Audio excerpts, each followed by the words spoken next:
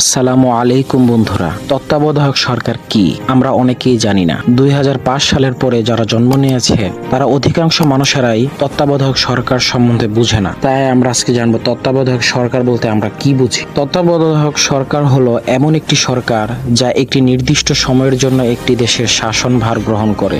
সাধারণত এই সরকারটি নির্বাচনের মাধ্যমে নির্বাচিত সরকারের আগমন পর্যন্ত ক্ষমতায় থাকে। বর্তমানে তত্ত্বাবধায়ক সরকারের প্রধান উপদেষ্টা হচ্ছে ডক্টর মোহাম্মদ ইউনূস। তত্ত্বাবধায়ক সরকারের প্রধান কাজ হলো দেশের শাসন ব্যবস্থাকে স্থিতিশীল রাখা এবং পরবর্তী নির্বাচনের জন্য প্রস্তুত করা। এছাড়াও তারা নির্বাচনের মাধ্যমে নির্বাচিত সরকারের জন্য একটি সুষ্ঠু ও অবাধ পরিবেশ তৈরি করার চেষ্টা করে।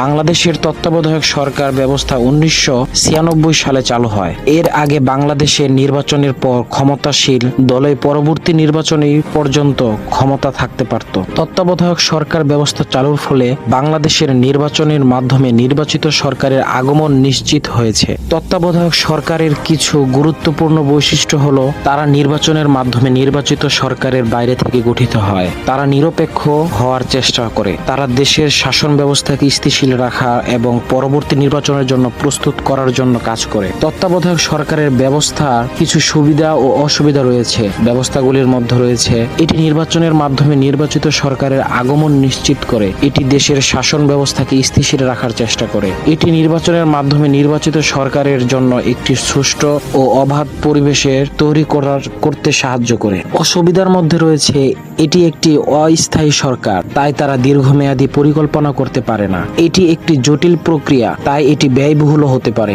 সামগ্রিকভাবে তত্ত্বাবধায়ক সরকার ব্যবস্থা একটি গণতান্ত্রিক দেশের জন্য একটি গুরুত্বপূর্ণ ব্যবস্থা। এটি নির্বাচনের মাধ্যমে নির্বাচিত সরকারের আগমন নিশ্চিত করে এবং দেশের শাসন ব্যবস্থাকে স্থিতিশীল রাখতে সাহায্য করে। এটাই হলো